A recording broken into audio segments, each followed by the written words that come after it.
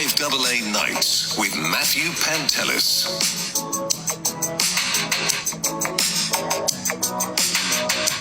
So as I was saying to Dawn just before the news, I was in the Barossa on the weekend, went to Truro too.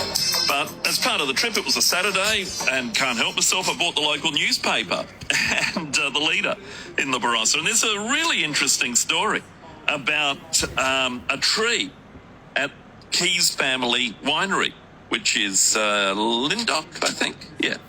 Yeah, and it could very well be the tree where Captain William Light, Colonel William Light, he wrote about a tree that he camped under while he was there surveying the Barossa. And he sketched the area, and in it, he's drawn the tree. It appears to be the tree he's talking about. They've superimposed it on a tree, a river red gum, which would be, hundreds of years old. At least they didn't build a shopping centre around this one. And it fits almost perfectly. There's a photo of it superimposed in the leader paper. And historian, I suppose I can call him that, Reuben Batten, along with Jess Kies from the winery. And this tree is on the property, I understand, or on the edge of the property, on the road. Perfect matchup. Reuben, good evening to you. Thanks for coming on. Yes, good evening, Matt, and all your listeners. A really interesting story. So this tree has been thought of, well, not just recently, but going back some years as likely being the tree. Yes, well, there was they tried to get it listed as a heritage tree in 2012, but unfortunately it was rejected. But when you look at the submission, they just talked about the tree, but now, with the help of the leader newspaper, Matt Webster, he's done some great superimposing there. So if you look at the article, so what he's done is he's laid Colonel Light's drawing that he did when he camped there, because he when he left Matawati, which was Gawler at the time, he left through there looking for new areas to open up for the new settlers.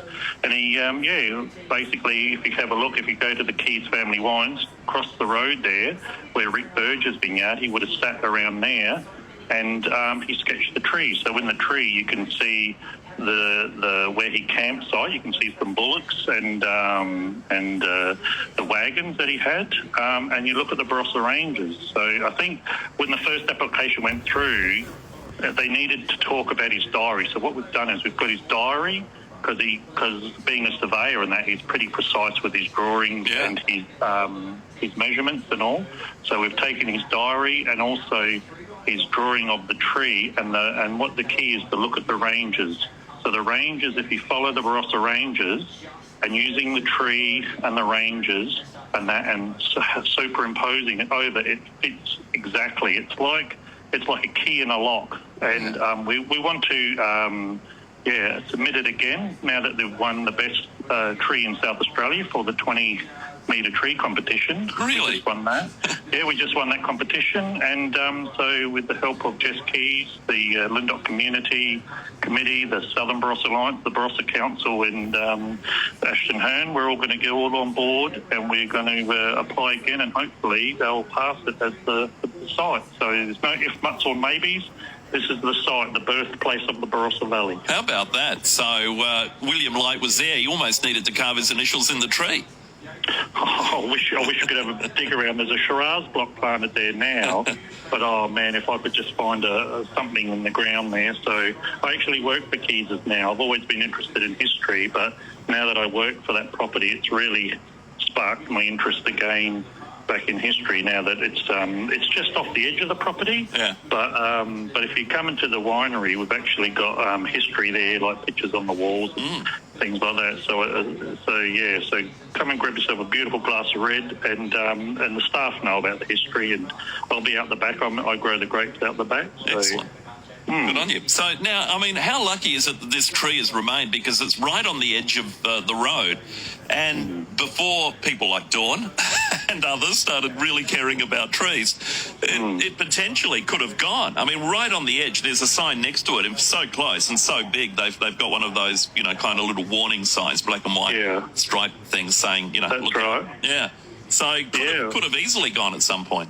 Well, Rick Burge, and he lives in Prospect now. He actually saw when they were because there's the Gummersall Road that directs traffic off the Sturt Highway through to Tanunda, but that road there, because Lyndoch used to be the main thoroughfare because we're at with the first town in the Barossa.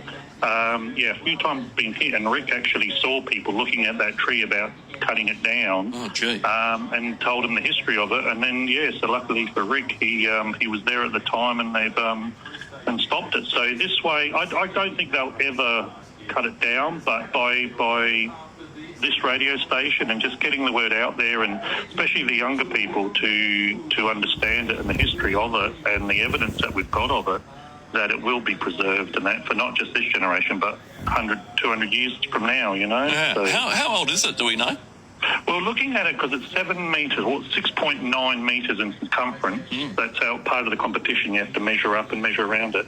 So some people estimate it at around 700 years. Like in his drawing, it's a big tree in his drawing. And people go, like with the first submission, they said, Colonel Light, and a lot of people drew a lot of trees. But this tree is so unique because it's a really big angle. It's leaning on an angle.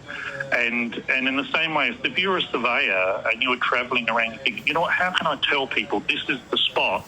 You wouldn't draw a generic straight tree that looked like every other tree. You'd find something interesting, like the proclamation tree at Glenelg. Why would you have it there by this bent tree? Because it's something unique. And the same thing with this tree. It's so unique, and with that, the bend of the tree and the angle and the way the limbs are and the ranges and all that, it's just like another piece to the jigsaw puzzle. Yeah, he's captured it. I mean, he drew this, 180 years ago? And it was in 1837, 13th of December. Oh, really? that precise, and that's in the diary, obviously. That's what he wrote in his diary. His diary, so pretty much his diary says, like, he left, because he left Adelaide on the 11th, but then he came through. Do you know where Dead Man's Pass is? No. In Gawler, well, Dead Man's Pass, well, that's where he's crossed through back then. And so so he camped there, and then in the morning, he says he left at 6 o'clock in the morning, and he headed northeast. Okay. And he says he travelled 6 miles. So if you travel 6 miles northeast, that takes you into Rosedale. Right. Where the rivers are there. So he says that he camped there for lunch and all that.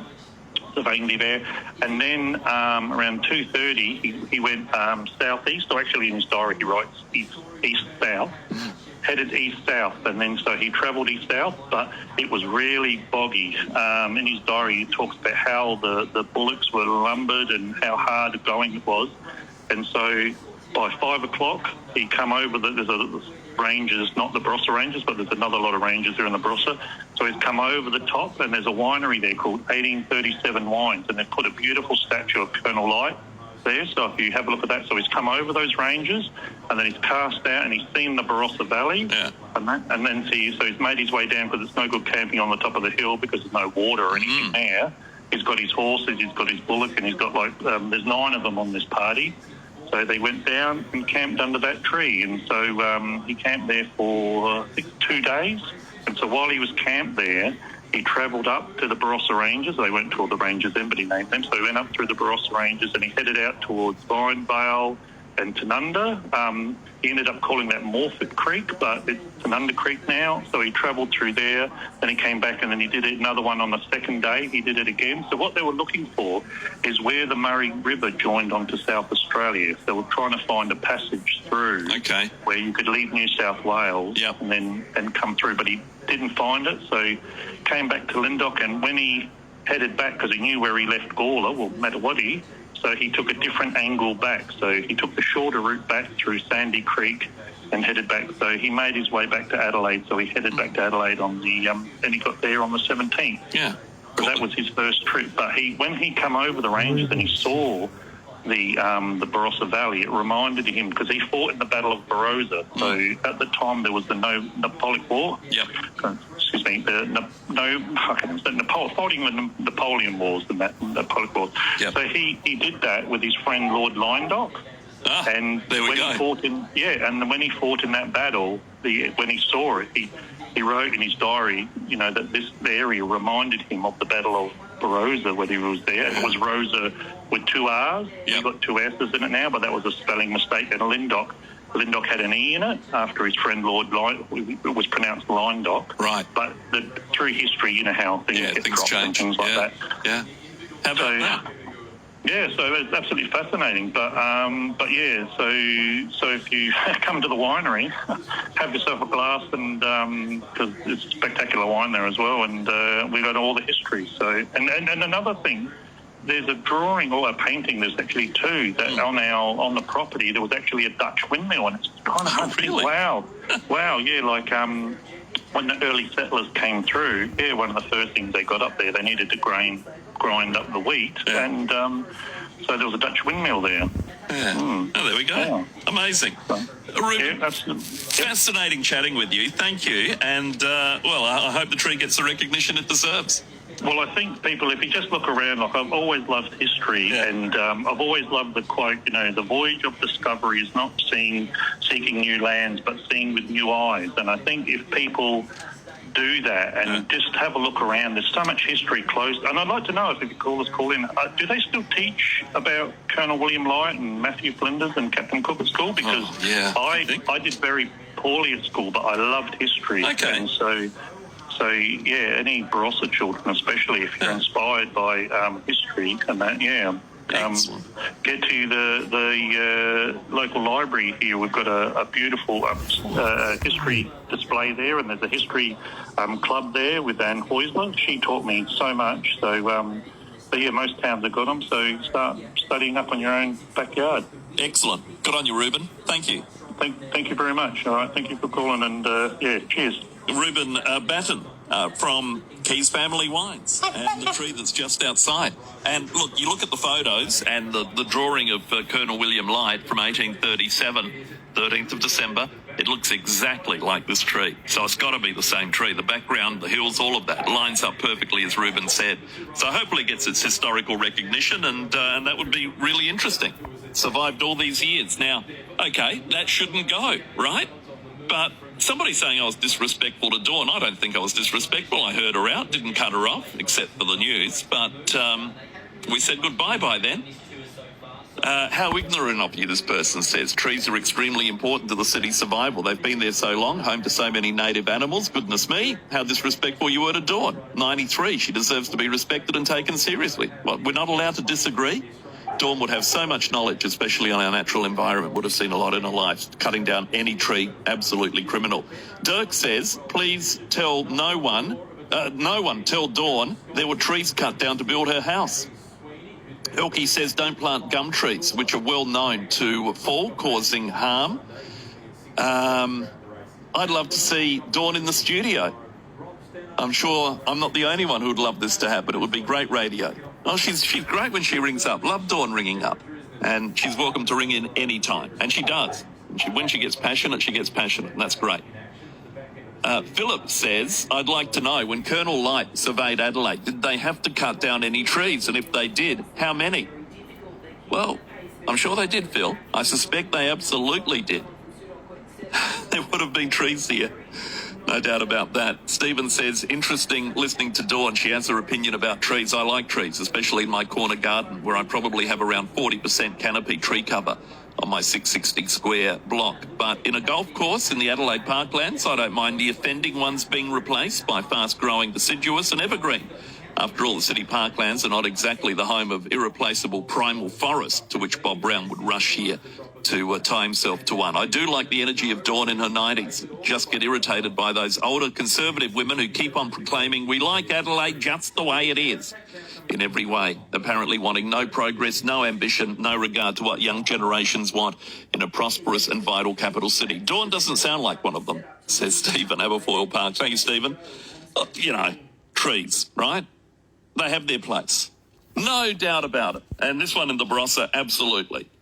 But if it's an average tree and they want to build a golf course or change the golf course and trees have to go, as I keep saying, we can plant more. They will grow. I've had that position for a long time.